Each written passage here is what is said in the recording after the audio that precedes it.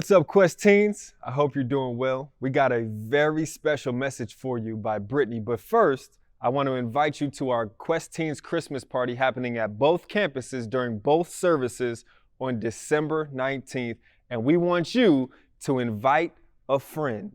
Invite a friend because it's going to be an awesome time. Ugly sweater competition, a human Christmas tree, a scavenger hunt, and inflatable games. We're going to have a great time. Brittany is going to share a spoken word with us, which is a poem that she poured her heart into. So we're just going to begin with a word of prayer. So bow your heads and your hearts with me. Lord Jesus, we ask that you would bless this time, bless this word by Brittany, and we pray that it would be impactful to every single listener. In Jesus' name we pray. Amen. Enjoy the message. So today is all about relationship goals. Not relationship, but REALationship. And that's speaking about a relationship with Jesus. So here we go. Write a poem about relationship, they say. A relationship with Jesus. So I sat down to write, and for days, weeks, I was staring at a blank page as it stared back at me, glaring. How do I make middle and high school students care about talking to a God that they can't see or feel? And that's when it hit me, so I'm going to keep it all the way real. I can't make you understand something that can only be experienced. This poem won't give you a relationship with Jesus simply by hearing it, because the relationship I'm about to speak of comes with a choice. To open your mind, open your heart, open your mouth, and lift up your voice to him. Because the thing about Jesus is he won't force himself in, no. You have to ask him into your life because he's a gentleman waiting for your invitation. And what I know for sure is there's nothing like having him as a friend. Real talk, I'm not going to hold y'all. I have a lot of friends. And I'm sure some of you may too. But as I run down this list real quick, remember, these friends are amazing, but still aren't better than the one God is to you. To start, y'all ever had that one friend you can always count on to make you laugh? Rough day? Bet. Here they come with the jokes that before you know it, you forget you were upset. Yeah, that friend. God does that. Or what about the friend you know you can tell anything?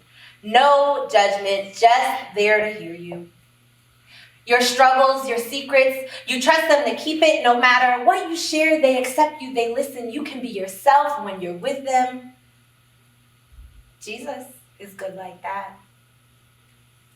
And what about your number one, your go-to, your rollie on FaceTime every day? That's the homie, the one you call first with the T. The bestie, when you see them, you see me. A crush, they know them. A party, they're going. This fit, they picked it. You need backup, they with it. A ride or die, if you will. Sit around and just kick it because they're always down to chill. He does that too. And the best thing about Jesus is that all of those friends are cool, but his friendship compares to none. Because out of all those types of friends, he's all of them in one, the true definition of a friend. A real ride or die.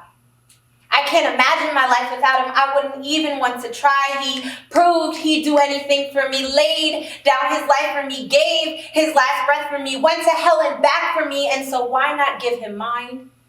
On earth and in heaven, no better friend could I find.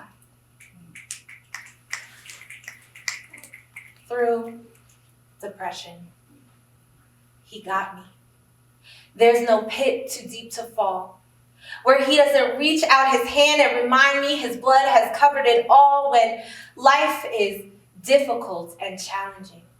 He gives me his joy as my strength. When I feel empty, I sing his praise, and he fills my tank every sin, every pain, every hurt, every shame. He says, "Britt, you are washed and healed by my blood," and that's why I call on his name. Friend. Jesus. God. Before I call on any other. And when I listen,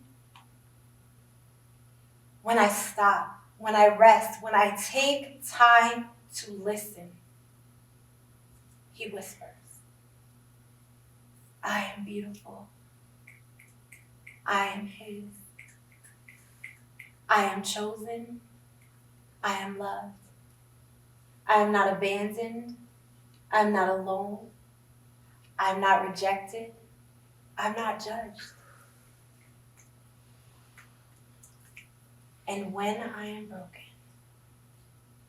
he picks up all the shattered pieces and he mends every part. He reminds me that he heals the wounded and he binds up their hearts. He saved me.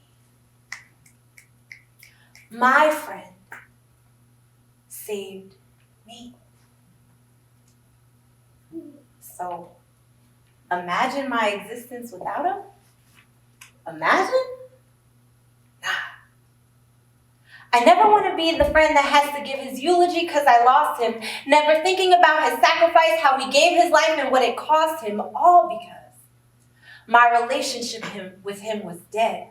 Because I forsake him, turned my back on him, never made time for him and talked to him, and focused on other things instead. Ran to the temporary things offered by Satan. So blatant the sin, the traps the devil sets, they're flagrant, obvious, and intentionally sent to separate us, so I won't even entertain it. But our God is faithful. He will never let you be tempted beyond what you are able. So, when I think of who God is to me, I see there's no way I can betray him. He deserves my loyalty, no Judas. This relationship, this friendship thing, he's the best to ever do this, so go him. Because the truth is, no one will ever be greater, but you knew this, so choose him. He is king. Not just my friend. He's my father. Cool, calm, funny. Provides wisdom, protection, joy, light, the sun. He made me. Knows me better than I even know myself. Better than anyone else ever could. He deserves my time every day. I don't always give it, but I should.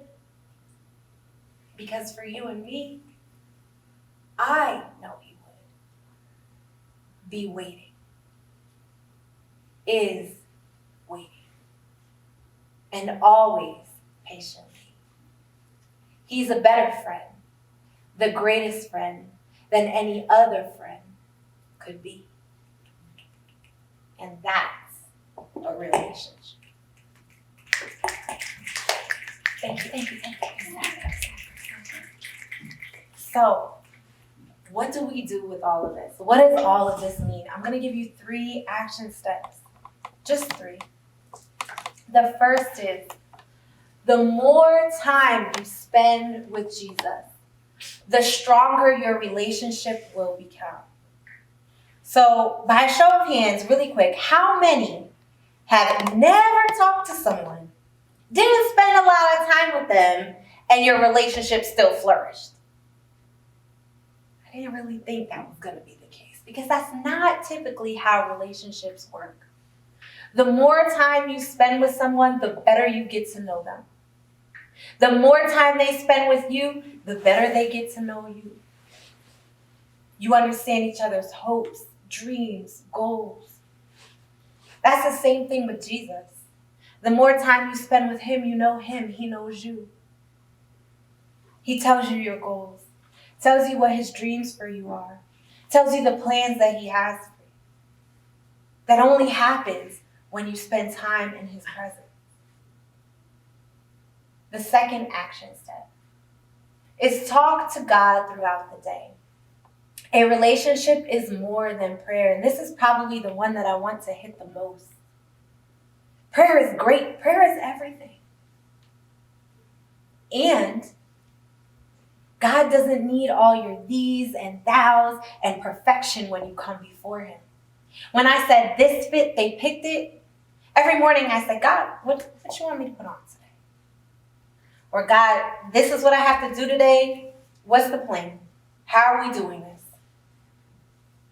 You literally talk to him about the ins and outs of your days. You had a moment, tell him about it. Something's frustrating, tell him about it. Something great happened, share it with him. The third thing, take time to wait in his presence to hear from him. And I'm going to be honest, I'm not good at this one. This one takes some discipline. But God is not a microwave oven.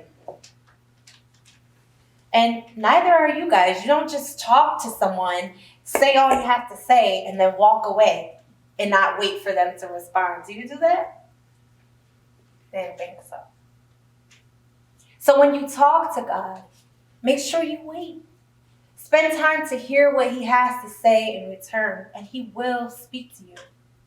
He might speak something to your heart. He might bring something to your remembrance. He might download something into your spirit that you're like, oh, okay. That you might not have heard if you didn't take time to just wait. So out of all of this, the big idea here, what we want you to leave with is that if you choose to have a real relationship with Jesus, he will be your everything. Coming to church is great. We love that you're here. But that is not the foundation of your relationship. You can't just come here and expect, I know God, he knows me. That's not how it works. You have to put in the time, just like you would do with your friends, a girlfriend, a boyfriend, a parent, a sister, a brother. You have to spend the time. So again, if you choose to have a real relationship with Jesus, he will be your everything.